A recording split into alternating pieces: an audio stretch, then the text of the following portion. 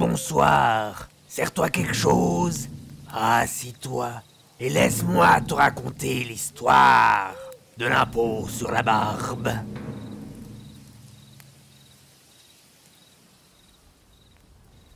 Alors que la fin de la guerre de 9 ans était arrivée, où s'opposaient Louis XIV et ses alliés contre l'Angleterre, l'Espagne et bien d'autres, le tsar de Russie, Pierre Ier, veut nouer des alliances avec différents États d'Europe afin de mener une guerre contre l'Empire ottoman. Voulant moderniser son pays, ce fut aussi l'occasion d'approcher la culture occidentale, en observant les us et coutumes de ces peuples et en recrutant plusieurs spécialistes étrangers dans divers métiers manuels, surtout pour la marine de guerre. Donc, en 1697, il partit en Prusse, incognito, où il étudia l'artillerie.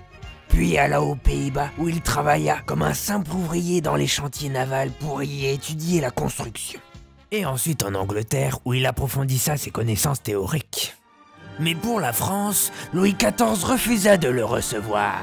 Selon Saint-Simon, Pierre n'était que le piètre souverain d'une nation méprisée et entièrement ignorée pour sa barbarie. Alors, Pierre, vexé, partit pour Venise, mais dut rentrer précipitamment à Moscou en septembre 1698 afin d'écraser définitivement une révolte. Celle-ci fut finalement réprimée en son absence de façon sanglante avec torture et exécution publique. Après ce long voyage en Europe, toujours soucieux de faire moderniser son pays, Pierre appliqua des mesures draconiennes, afin de pouvoir faire accéder la Russie au rang d'une grande puissance qui devait rivaliser avec les autres royaumes. Les nombreuses réformes devaient aboutir à une modernisation de l'armée, de l'église mais aussi des mœurs. Ces premières mesures d'occidentalisation ont concerné la vie quotidienne des Russes pour changer les vieilles coutumes. Il avait remarqué que le port de la barbe, vieille tradition russe, était un signe rétrograde par rapport aux Européens, où la mode, à cette époque, pour les hommes, était de se raser. Il se fit donc couper la barbe, ne gardant qu'une fine moustache, s'habillant plus léger et ne portant plus de perruque. Et le 9 août 1699, l'interdit strict du port de la barbe est décrété par Oukaz, le décret impérial. Le lendemain, il fit couper publiquement la barbe de plusieurs représentants des plus grandes familles du pays en pleines assemblées, avec des ciseaux ramenés dans ses valises depuis son voyage en Hollande. Il fit même poster des barbiers professionnels aux portes de Moscou pour raser tous les arrivants. Or, les Russes étaient tous des barbus. La barbe avait pour les Russes une fonction pratique. Lors des grands hivers, elle protégeait le visage des morsures du froid. Emblème du passé, les hommes étaient très attachés à cet aspect de leur apparence. Il se heurta donc à une forte résistance contre le sacrifice de cet ornement masculin. Notamment l'église qui voyait dans la barbe un symbole biblique. Jésus portait une barbe, c'est un Christ barbu qui était représenté sur les icônes.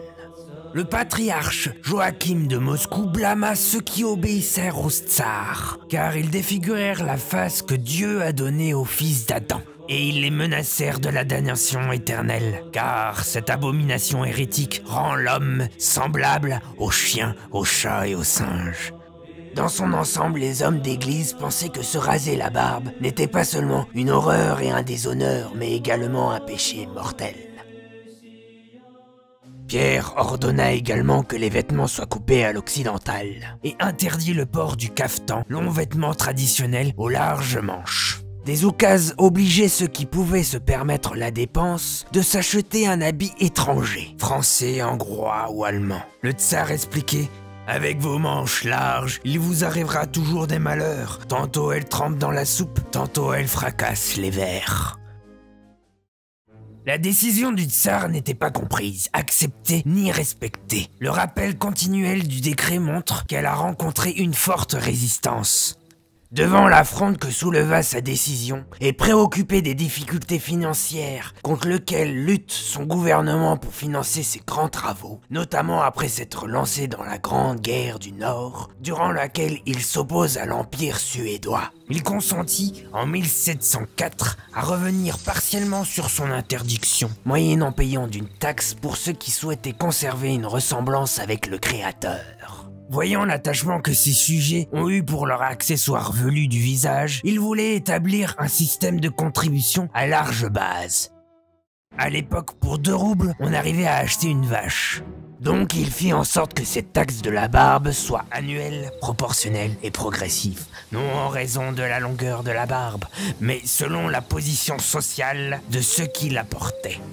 Alors pour les laquais et les cochers, c'était 30 roubles. 60 pour les courtisans et les commerçants et 100 roubles pour les nobles et les hauts fonctionnaires. Pour les paysans, bien moins riches, c'était un demi-kopek à l'entrée et à la sortie de chaque ville.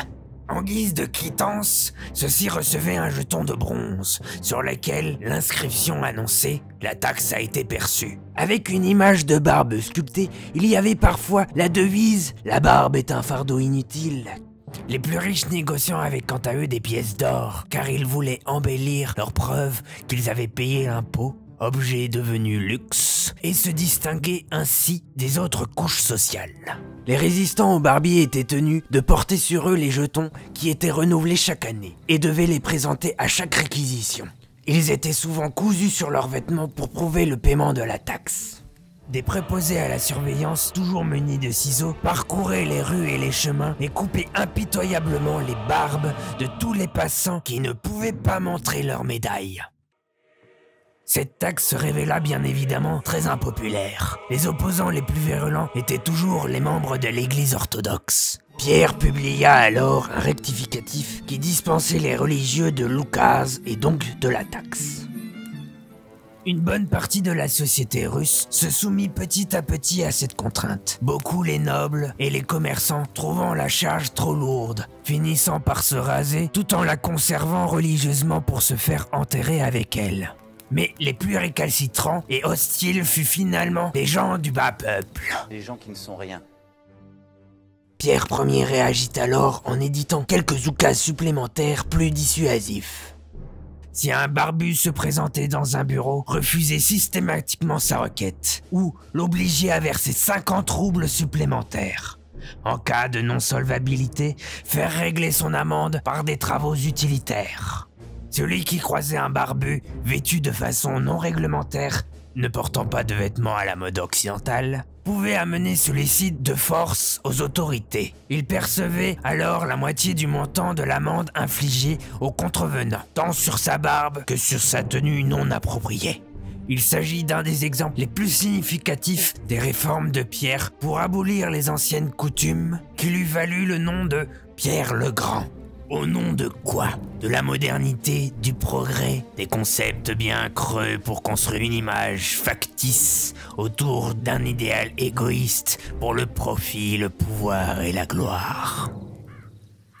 Plus tard, un Anglais écrivit « Les boyards, aristocrates orthodoxes, en se séparant de leurs barbes, ont rompu avec autant de préjugés que ces barbes avaient de poils. » Mais on pouvait lire dans un texte, à un vieux charpentier qui venait de sortir de chez le barbier, on fit la remarque « Qu'a donc tu fait de ta barbe ?»« Elle est là. » Et sortit de dessous son manteau une énorme touffe de poils. Je la conserverai soigneusement, et pour le jour de ma mort, j'ordonnerai qu'on la place devant moi, lorsque je serai allongé dans mon cercueil, et c'est ainsi que je me présenterai au dernier jugement. Et l'anglais John Perry écrivit en 1777 « Les Russes vouaient à leur barbe un respect quasiment religieux. Ils la peignaient, la lissaient, en s'efforçant de ne pas perdre un seul poil. Les prêtres les maintenaient dans cette coutume en donnant comme exemple les saints représentés barbus sur les icônes. » Comme le fils du tsar, Alexis, qui n'était pas pour la politique de son père, fut fouetté jusqu'à mort sans suivre pour complot de trahison, c'est donc Pierre II, après la mort de son grand-père, Pierre le Grand, qui lui succéda et permit en 1728 aux paysans de porter la barbe par peur que les villes ne soient pas ravitaillées. Mais il maintient l'impôt pour les autres classes sous peine de travaux forcés en cas d'infraction. Après sa mort, Anne Ière, nièce de Pierre le Grand, rendit encore la vie plus dure aux hommes barbus. Non seulement ils devaient payer la contribution spéciale pesant sur eux, mais ils étaient obligés de payer le double pour tous les autres impôts. ce ne se fut que sous le règne de Catherine II la Grande, en 1772, que cet impôt fut aboli. Cette taxe fut par le passé déjà introduite en Angleterre par Henri VIII en 1535. Et en 1907, le sénateur du New Jersey, John Conrish, présente un projet de loi sur un impôt sur la barbe. On peut se demander aujourd'hui, en voyant ces taxes bienvenues, quel rôle doit jouer l'impôt sur la population. Il est permis de considérer cette taxe de la barbe comme un des moyens parmi tant d'autres que l'autocratie a imaginé pour façonner les hommes à l'obéissance passive, à la soumission des peuples et pour leur faire sentir par des obstacles qu'elle apporte à l'exercice le plus inoffensif de la liberté dans les actes les plus simples que le pouvoir du despote, du roi, ou quel que soit son nom, est sans limite, arbitraire et sans contrôle. Qu'il n'est rien qui doive subir sa fantaisie, qu'il peut, quand il lui plaît, s'amuser même à tailler le visage de l'homme comme on taille une plante dans nos jardins.